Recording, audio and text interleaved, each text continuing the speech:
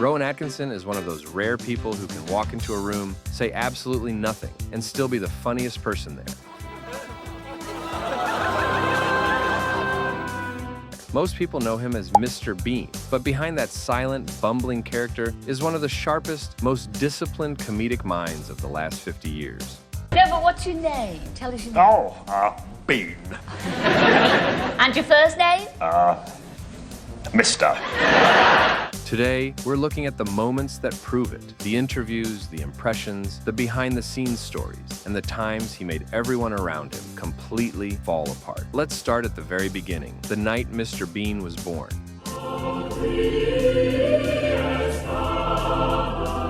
During an appearance on The Late Show, Rowan Atkinson told the story of how he accidentally created one of the most recognizable characters in television history. He was asked to perform at a one-night review show, and he had absolutely nothing prepared. So he did what most people would never dare to do in front of a live audience. He stood in front of a mirror, started pulling faces, and just went with it. No script, no plan. He even had a card with a punchline that had no ending, and somehow that made it funnier. The audience loved it, and somewhere in that chaos, Mr. Bean was born. We just started with a joke, and then we tried to act out. What would you do? What kind of situation must you stay awake? And it would be very bad if you fell asleep in church, sermon, what you're not supposed to do. So that's where he began. So we started with a joke, and then the character was developed. What's remarkable about that story isn't just the creativity, it's the confidence. Most performers would have panicked. Rowan Atkinson turned confusion into comedy, and he did it completely on the spot.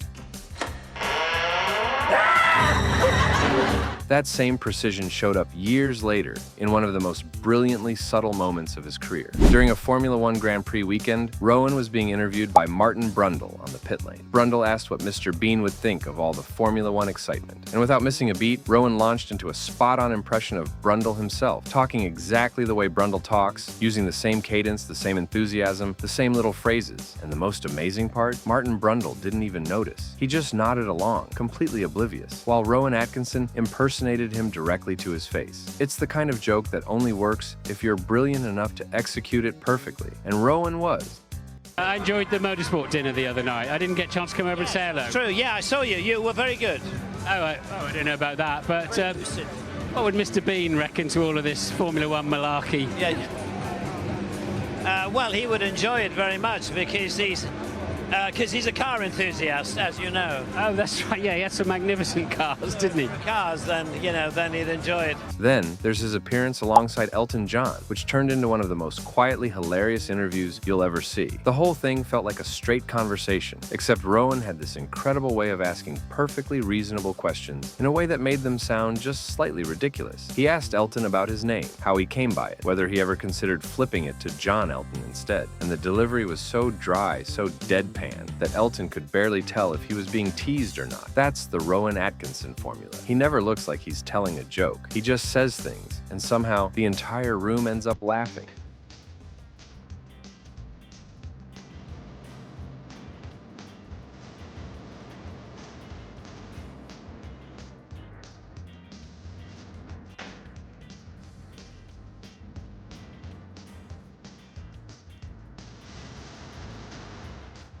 One of the most beloved things about Rowan Atkinson is how he talks about his own career. There's no ego, no sense of grandeur. He once described doing a movie, and rather than name it like a big deal, he sort of mumbled his way through it, clearly aware that confidently announcing his own film title would make him sound like, in his own words, an even bigger knob. That level of self-awareness is rare. Most celebrities in his position would lean into the legacy. Rowan Atkinson seems almost embarrassed by it, and that makes him even more endearing. Yeah, I tend to keep myself to myself a lot. I'm not on social media in any shape or form. I prefer to keep all my activities of a personal level.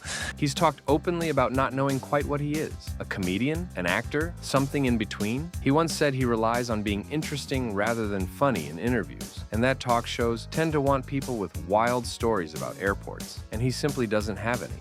It's the kind of honest, understated observation that is itself funnier than most people's best material.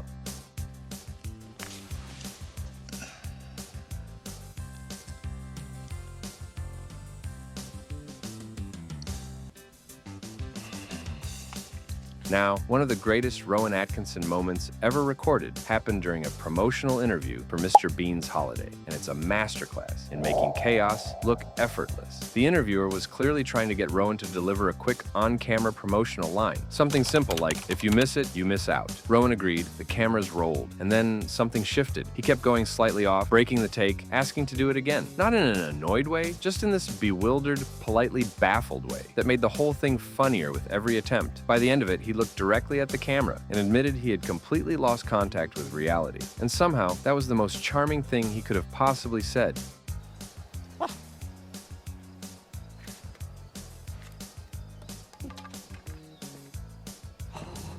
One of the lesser-known gems of his career is his work on Blackadder, where he played multiple characters, including his own ridiculous Scottish brother. The character was so deeply committed, so absurdly specific in its accent and mannerisms, that the rest of the cast found it physically impossible to hold themselves together. You can watch the clip and see the actors around him visibly crumbling, biting their lips, turning away, while Rowan stays completely in character, as if nothing strange is happening at all. That's the paradox of his genius. He makes everything look easy, while everyone around him falls apart. Yes, you did. To tell me some gobbledygook about having a lion up your bottom. Make a note of the word gobbledygook. I like it. I want to use it more often in conversation. Yes. And speaking of Blackadder, there was a moment during an interview when someone pointed out that he had become a sex symbol thanks to his role in the Elizabethan-era episodes. His response was exactly what you'd expect. Complete, genuine disbelief, followed by a pause, followed by the quiet acknowledgement that he did quite like the costume. The timing of that pause alone is worth studying. I love your work, I have to say, but the thing that I loved the most, Blackadder. Oh, right, good. Elizabethan Blackadder.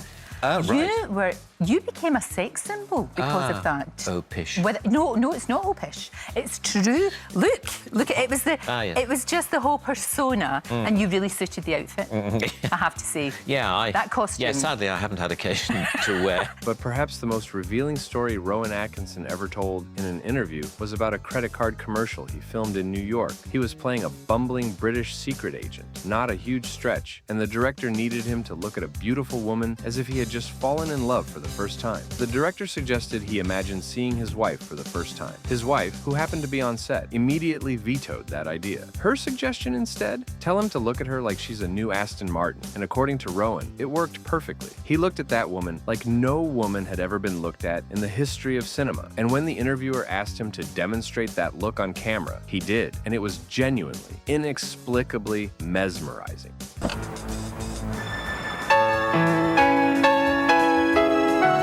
This is Dr. Ledlow. The reason Rowan Atkinson has endured for so long, across Mr. Bean, Blackadder, live shows, films, and interviews, is because his comedy isn't built on trends. It's built on something much harder to manufacture. Precision. Every pause is intentional. Every expression is calculated. Every awkward moment is controlled chaos. He knows exactly what he's doing, even when he looks like he has no idea what's going on. That's the thing about true comedic genius. It doesn't announce itself. It doesn't ask you to laugh. It just does something so perfectly, so quietly, so exactly right that you have no choice. And that is Rowan Atkinson.